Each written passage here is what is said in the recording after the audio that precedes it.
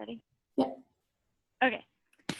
So my name's Courtney Moscow. I graduated from The Ohio State University with my undergraduate degree in early childhood education, May of 2019. I'm currently working towards receiving my master's degree in preschool special education with the teaming certificate. In preschool special education, the intervention specialist stands as the case manager, even if the student does not have academic goals. So the intervention specialist typically is a part of the evaluation team that screens and evaluates students with concerns. They are also responsible for scheduling, writing, and leading initial and annual IEP meetings for the preschoolers that are on their caseload. And then they're held responsible to schedule times for the therapies to be delivered to each student as well, which they usually occur within the classroom environment. And then they also collaborate with therapists in order to be able to deliver the appropriate interventions. So whether it's OT, physical therapy, or speech, they're able to deliver those interventions to further help the child when the therapist isn't present in the classroom. And then if a student has any academic or behavioral goals written in their IEP, then the intervention specialist carries those interventions out and tracks progress for those in those areas. And then there are a few assessments that are completed annually by them in order to track the development and growth of the child that is being serviced by the IEP. And then for my example of how I would be interacting in the team with a special education student. So this past week, we evaluated a child due to parent concerns with speech in my district. And I stood as the preschool intervention specialist to help with the evaluation process by checking academic and developmental skills with the child. And then after the evaluation, the speech therapist determined the need for speech therapy. So our school psychologist has started an ETR, and then I'm putting the data that I collected in there, and then I also writing the IEP.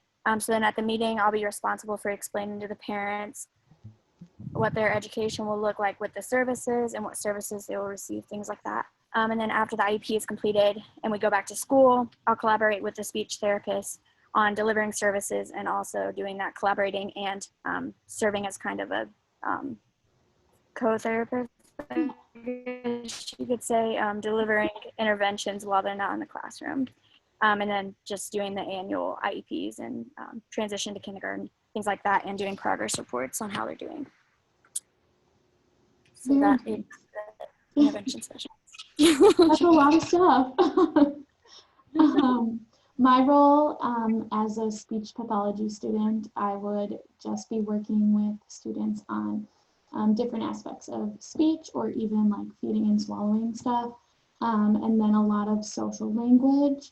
So then my teaming aspect would just be to work with other professionals to train them on how to take data and do intervention, like you said, when I'm not there.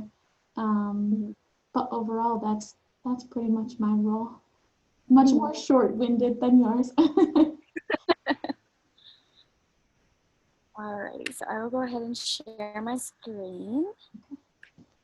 And I'll go over my case study results. Oh, wait, that's not the right one.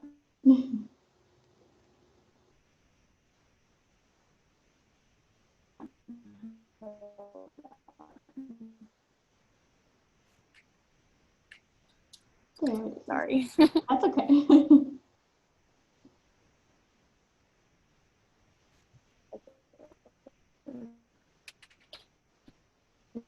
You see it as a whole screen right now, or is it all of this? I see mostly just your first paragraph. Okay. Okay, so as far as my assessment results in my part of the case study, it was noticed that Bobby loves to read, and he often reads alone at recess and during lunch.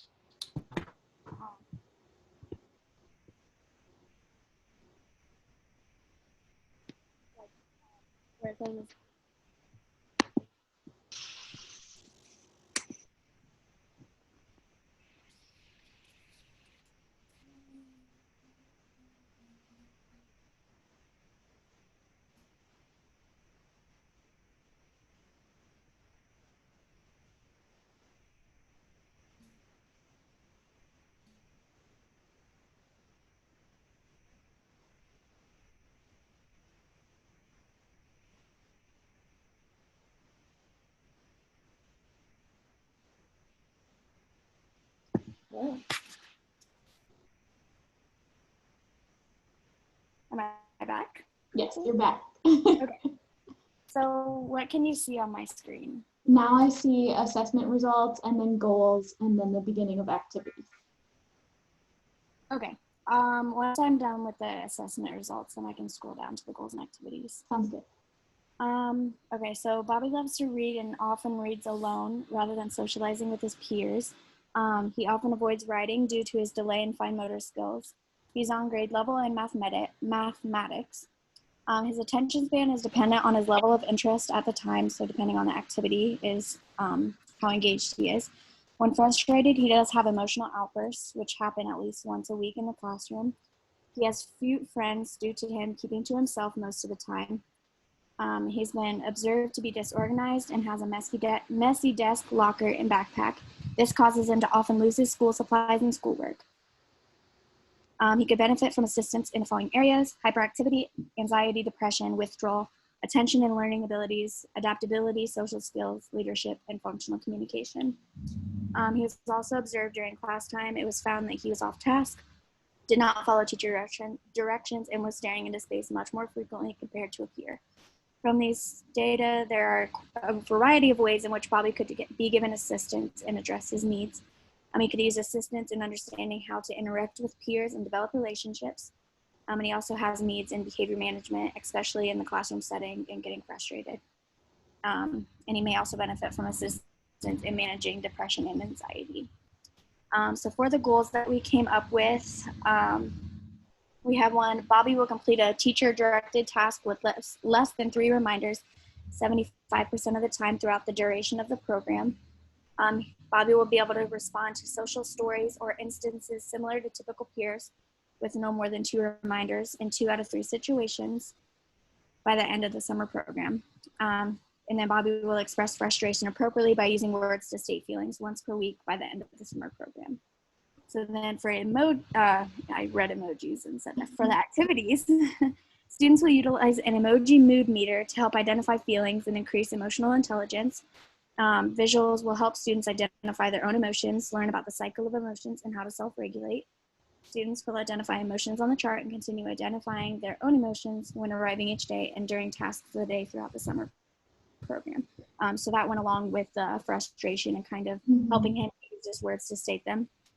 And then students will complete a scavenger hunt step by step while being directed by a teacher. This will assist in improving students' abilities to complete tasks as directed and in a timely manner. They may also engage in games such as Simon Says, and that will address following directions and completing tasks. And then the last activity that we had, students will listen to a social story read by the teacher, such as manners, sitting in school, making friends, etc. And then throughout the story, the teacher will ask the children questions in order to check for engagement and understanding. Bobby will be encouraged to interact with the story and participate in the teacher's questions. And then along with asking questions about the book, the teacher will give real life scenarios to the students in order to allow them to engage in deeper level thinking about the situations and the reactions to them. I have a question about the third one. So Yes. would you have like special modifications just for Bobby within the social stories, or is it more of like a lesson overall for the class that also benefits him? Yeah, I would say that I would use it as a whole group activity, and then maybe depending on how he reacts in the whole group setting, maybe pulling him aside and doing it as a one-on-one activity as well, just depending on how he engages with it as the whole group. Cool. Well, I like your goals and your activities, and I think that the emoji mood meter is really cute. So Yeah. very nice. Thank you. So then I'll go into our goals and activities.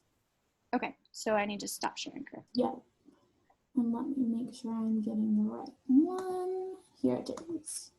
Okay, so first I'll tell you the summary of the results from my perspective for speech and language. So overall, he had pretty average performance, which is always a nice thing to see. So like making inferences and stating visual cues, interpreting situations, supporting peers, noticing problems and solutions, all of those were average to high average performance on this test, which is great, a lot to work with and build off of there. But then what else? He also had good appropriate body language, noticing nonverbal and verbal cues, and then his mild weaknesses, which again were just slightly below what low average would be, were beginning and ending conversations, maintaining eye contact, taking turns, and then like reading situations and acting the way you should in those situations. So a lot of strengths, great stuff to work off of. So that was really promising, I thought, for like a speech and language perspective. Oh yeah, and then mild weakness in the articulation area, but only like a couple sounds that he had problems with.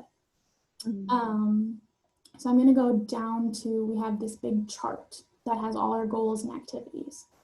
Okay, so this one is our social goal. And essentially, Bobby will improve his social communication by taking conversational turns to effectively communicate with others by allowing his partner to take their turn before adding a comment or question. So one of his strengths was that he's good at having topic maintenance and asking questions and making comments. So the thought of this goal is mostly that he will like be engaged with a partner, pay attention to them, and allow them to take their turn before he just makes a comment or asks a question. And then the specific activity that goes with it is building a silly story. So kind of like a circle time, where you go around the room and each kid adds a sentence. And then we modified it so that Bobby would be allowed to go every 3 turns, and he's naturally reinforced for his waiting. And then the OT goal we kind of incorporated into it too would be like working on handwriting. They could each have a whiteboard and like write out their sentence occasionally. And then our organization goal is that Bobby will remember to put items where they belong, pencils in his desk or lunch waste in the garbage. And then that activity is making a fruit pizza. So they would have to clean up after themselves. And then a social aspect could be like maybe they're partnered up with a peer to do the activity, and we can also target our social goal.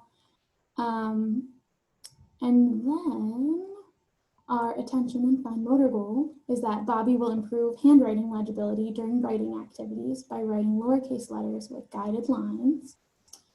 So that's completing a Mad Lib with a peer. So again, OT goal paired with a speech goal, essentially. So a lot of social components, and then the fine motor for OT. So yeah, that's our overall for that one. And I really like the activities. I feel like they would be really engaging to the students because it's not just something like, oh, here's a plain intervention that we're gonna throw in. Like I feel like they all be engaging things. Like they love silly stories and they like making things. So I really liked those activities. I think they went well too. Yeah, the goal is just to keep it fun. If they don't feel like they're learning or working on anything, then we're winning. Good job. Yeah, exactly. All right, do you feel like you have any more questions or anything to add? I don't think so. I don't think so either. I also like your goals and your activities, so I think that they would all be fun things to work on, you know? Yeah. All right, well, with that, I will stop recording. There we go.